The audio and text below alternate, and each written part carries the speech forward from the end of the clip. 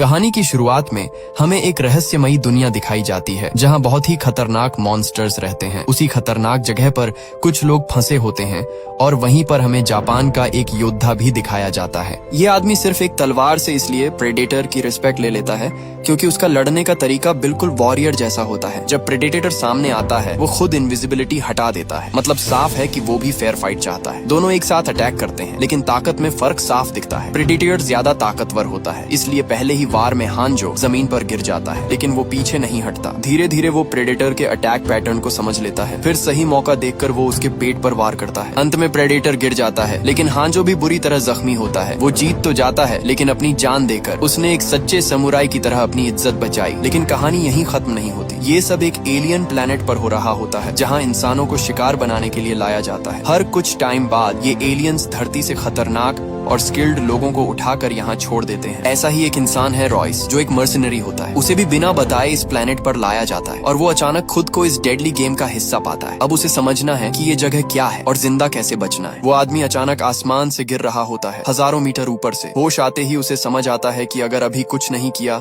तो सीधा मौत है। वो तुरंत पैराशूट खोल देता है और आखिरी पल में घने जंगल के पेड़ों पर गिरकर अपनी जान बचा लेता है। जब रॉयस दोबारा होश में आता है तो खुद को एक अजनबी ट्रॉपिकल जंगल में पाता है। वो अभी आसपास देख ही रहा होता है कि अचानक एक और आदमी आसमान से गिरता है। जमीन पर आते ही वो बंदूक तान देता है। साफ दिख रहा होता है कि वो डर के मारे घबराया हुआ है। रॉयस उसे शांत करने की कोशिश करता है लेकिन साथ ही चुपके से अपना हथियार भी तैयार रखता है। तभी एक तीसरा आदमी बिना पैराशूट के गिरता है और मौके पर ही मर जाता है। ये देखकर दोनों समझ जाते हैं कि हालात बहुत खराब हैं और धीरे धीरे उनके बीच का तनाव कम हो जाता है। अचानक गोलियों की बारिश शुरू हो जाती है।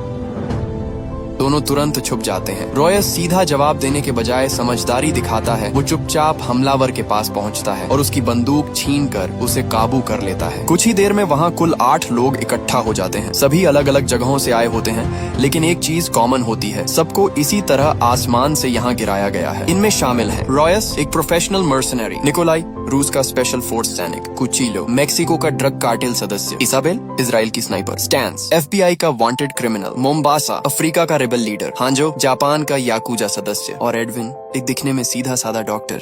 सब जब अपनी कहानी बताते हैं तो हैरान रह जाते हैं। हर एक के साथ यही हुआ था। सबको बिना बताए उठाया गया और इस अजनबी जंगल में गिरा दिया गया। अब धीरे धीरे उन्हें समझ आने लगता है ये जगह कोई साधारण जंगल नहीं है, ये एक हंटिंग ग्राउंड है और वो सब यहाँ शिकार बनने के लिए लाए गए हैं। अचानक एक अजीब सी रोशनी चमकती है और सब लोग बेहोश हो जाते हैं। जब होश आता है तो सब खुद को इस अनजान जगह पर पाते हैं। हर किसी के पास उसकी पहचान के हिसाब से हथियार भी होता है। रॉयस फैसला करता है कि पहले किसी ऊंची जगह पर जाकर आसपास देखा जाए ताकि पता चले ये जगह है कहाँ। रास्ते में चलते हुए निकोलाई एक अजीब से पौधे को देखकर रुक जाता है। उसे छूने ही वाला होता है कि डॉक्टर एडविन उसे तुरंत रोक देता है। वो बताता है कि ये जहरीला पौधा है, हल्की सी खरोंच से भी पूरा शरीर सुन्न हो सकता है। ये सुनकर निकोलाई उसकी जान बचाने के लिए शुक्रिया करता है और आगे उसकी हिफाजत करने का वादा करता है। थोड़ा आगे बढ़ते ही सबको एहसास होता है कि यहाँ का मैग्नेटिक सिस्टम गड़बड़ है, दिशा समझ ही नहीं आ रही। सबसे अजीब बात ये कि 6 घंटे चलने के बाद भी सूरज अपनी जगह से हिलता ही नहीं, जो कि धरती के नियमों के बिल्कुल खिलाफ है। सब लोग अब और ज्यादा सावधानी से आगे बढ़ते हैं। जंगल के अंदर जाते ही उन्हें पता चलता है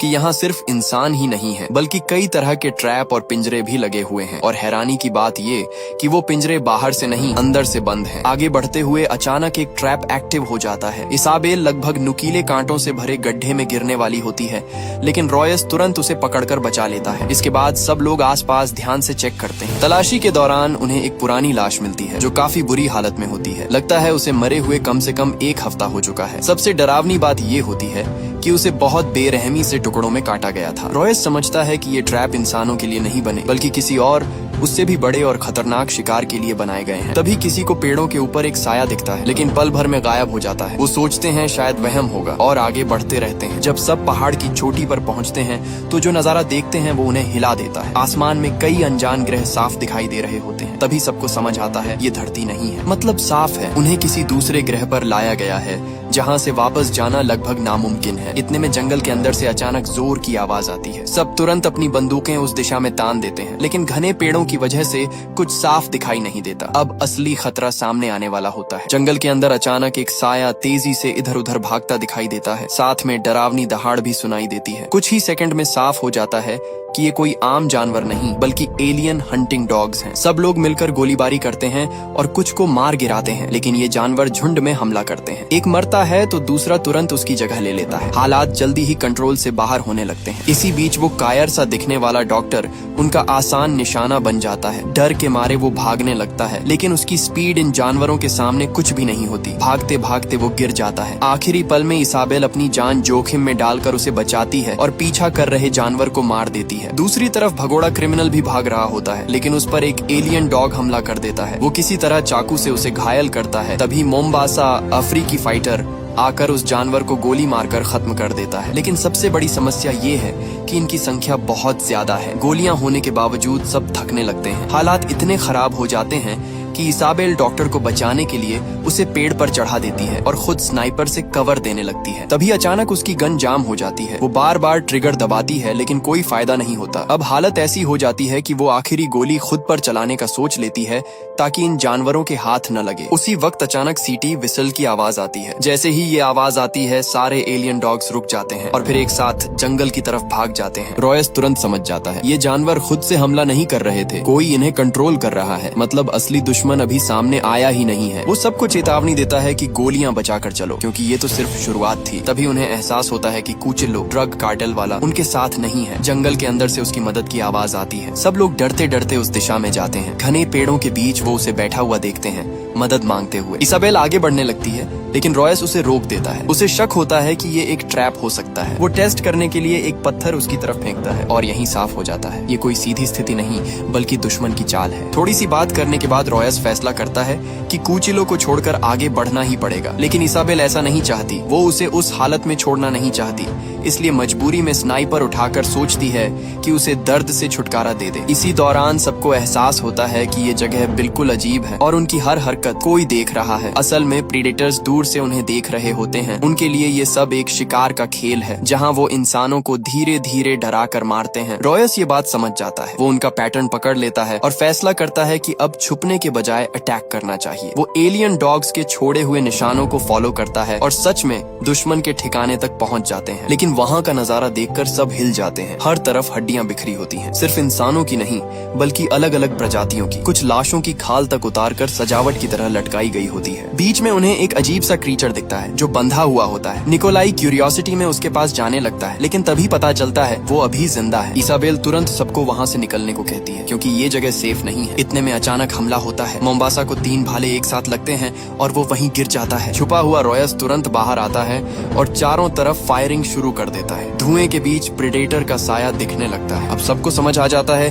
कि असली दुश्मन सामने आ चुका है। सब लोग गोली चलाते हुए पीछे हटने लगते हैं। रॉयस और निकोलाई पीछे रुककर बाकी लोगों को बचाने की कोशिश करते हैं, लेकिन प्रेडेटर के पास एडवांस्ड वेपन्स होते हैं, जैसे प्लाज्मा कैनन, जिनके सामने उनकी बंदूकें कमजोर पड़ जाती हैं। निकोलाई अपनी पूरी ताकत से मुकाबला करता है, लेकिन साफ है कि सीधी लड़ाई में जीतना मुश्किल है। आखिर में सबको पीछे हटकर भागना पड़ता है, क्योंकि ये लड़ाई अभी खत्म नहीं हुई बल्कि असली खतरा अब शुरू हुआ है। काफी देर तक भागते भागते सब लोग आखिरकार एक झील में कूद जाते हैं और किसी तरह उन खतरनाक शिकारियों से बच निकलते हैं। लेकिन उन्हें पता नहीं होता कि उनकी हर हरकत पहले से ही प्रेडेटर के कंट्रोल में है। थोड़ी ही देर में वो शिकारी अपनी असली शक्ल में सामने आते हैं। 3 खतरनाक प्रेडेटर जो इस पूरे खेल को चला रहे होते हैं। अजीब बात ये थी कि वो तुरंत हमला नहीं करते, बल्कि जानबूझकर उन्हें छोड़ देते हैं ताकि शिकार का मजा लंबा चल सके। रॉयस और उसकी टीम चुप बैठने वालों में से नहीं थी। जैसे ही उन्हें दुश्मन के तरीके समझ आते हैं, वो खुद हमला करने का प्लान बनाते हैं। जंगल में जाल बिछाया जाता है और डॉक्टर को बेट बनाकर दौड़ाया जाता है ताकि प्रेडेटर बाहर आए। लेकिन प्लान उल्टा पड़ जाता है और उनकी जगह एक अजीब सा दूसरा जीव आ जाता है। सही टाइम पर इजाबेल उसे गोली मार देती है और सब मिलकर उसे खत्म कर देते हैं। बाद में पता चलता है कि वो भी शायद उन्हीं की तरह इस ग्रह पर लाया गया एक और शिकार था। लेकिन जब इजाबेल गोली चेक करती है तो उसे समझ आता है कि असली वार किसी और ने किया था, यानी आसपास कोई और भी है। थोड़ी देर बाद एक आदमी सामने आता है जिसे इस जगह की पूरी जानकारी होती है। वो सबको एक छुपे हुए ठिकाने, एक पुराने स्पेसशिप तक ले जाता है। वहाँ वो अपना नाम नोलन बताता है और कहता है कि वो भी सालों पहले यहाँ लाया गया था। उसने कई बार इन प्रेडेटर्स से लड़ाई की है और उनके हथियार भी हासिल किए हैं, लेकिन फिर भी वो इस ग्रह से निकल नहीं पाया। उसकी बातों से सबको उम्मीद मिलती है और वो थोड़ी देर आराम करने का सोचते हैं, लेकिन असली धोखा यहीं छुपा होता है। अचानक कमरे में धुआं भरने लगता है। पता चलता है कि नोलन ही उन्हें मारने की कोशिश कर रहा है ताकि उनके हथियार और सामान ले सके। सारे रास्ते बंद हो जाते हैं और हालत फिर से खतरनाक हो जाती है। तभी रॉयस को समझ आता है कि यहाँ सिर्फ प्रेडेटर्स ही नहीं, इंसान भी एक दूसरे के लिए खतरा बन सकते हैं। रॉयस समझ जाता है कि सीधे निकलना आसान नहीं है, इसलिए वो जोर से फायर करता है ताकि आवाज बाहर तक जाए। गोलियों की गूंज सच में प्रेडेटर का ध्यान खींच लेती है। नोलन ये देखकर डर जाता है और जल्दी से भागने लगता है, लेकिन कुछ ही दूर जाकर उसका सामना सीधे एक प्रेडेटर से हो जाता है। उधर प्रेडेटर धीरे धीरे बाकी लोगों तक पहुंच जाता है, मगर वो तुरंत हमला नहीं करता। वो उन्हें भागने देता है जैसे बिल्ली चूहे के साथ खेलती है। भागते वक्त डॉक्टर टीम से अलग हो जाता है और अकेला प्रेडेटर के सामने आ जाता है। वो डर के मारे आंखें बंद कर लेता है, लेकिन तभी एक सैनिक उसे बचाने आ जाता है और दोनों भागने लगते हैं। ज्यादा दूर नहीं जा पाते कि प्रेडेटर अपने हथियार से उस सैनिक को मार गिराता है। डॉक्टर ये सब देखता है, मगर डर के कारण उसे छोड़कर भाग जाता है। उसी दौरान एक और प्रेडेटर निकोला को पकड़ लेता है और उसे मारने ही वाला होता है कि निकोला आखिरी पल में ग्रेनेड फोड़ देता है और दोनों साथ उड़ जाते हैं। इस धमाके के बाद बाकी लोग थोड़ी देर के लिए बच जाते हैं,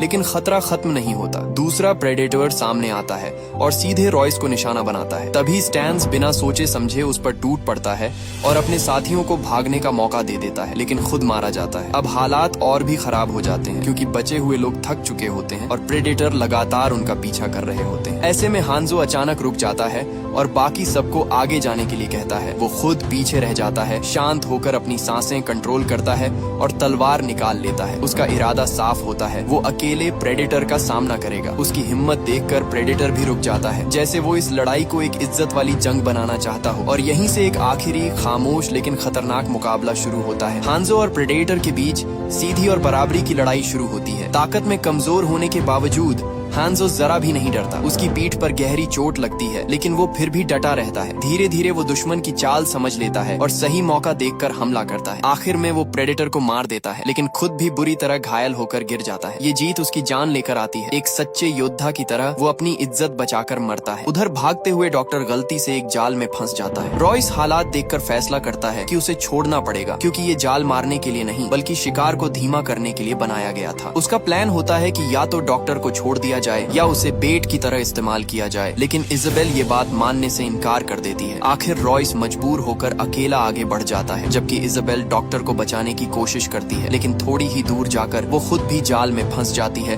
और हवा में लटक जाती है। इसी दौरान रॉयस प्रेडेटर के बेस तक पहुंच जाता है, जहां उसे एक बंदी प्रेडेटर मिलता है जो पहले लड़ाई में घायल हो चुका होता है। रॉयस उससे डील करता है, अगर वो उसे छोड़ दे तो बदले में वो उसे धरती पर वापस भेज देगा। प्रेडेटर उसकी बात समझ जाता है और रॉयस उसकी बेड़ियां काट कर उसे आजाद कर देता है। वो प्रेडेटर अपना वादा निभाते हुए स्पेसशिप चालू करता है और उसका रास्ता धरती की तरफ सेट कर देता है, लेकिन तभी एक और प्रेडेटर वहां पहुंच जाता है और दोनों के बीच जबरदस्त लड़ाई शुरू हो जाती है। रॉयस ये सब देखकर समझ जाता है कि अब यहाँ रुकना खतरे से खाली नहीं, और वो तुरंत स्पेसशिप की तरफ भागता है। पीछे दोनों खतरनाक योद्धा आपस में भिड़े रहते हैं और लड़ाई का नतीजा अभी भी अनिश्चित होता है, जबकि रॉयस की आखिरी उम्मीद उसी उड़न जहाज से जुड़ी होती है। लड़ाई में घायल प्रेडेटर जो रॉयस ने आजाद किया था पूरी ताकत से दुश्मन पर वार करता है और उसे कुछ देर के लिए गिरा देता है, लेकिन दूसरा प्रेडेटर नियम तोड़ते हुए सीधे अपना प्लाज्मा हथियार इस्तेमाल करता है और उस पर हमला कर देता है। मजबूर होकर घायल प्रेडेटर छिपने की कोशिश करता है, लेकिन उसकी हालत इतनी खराब होती है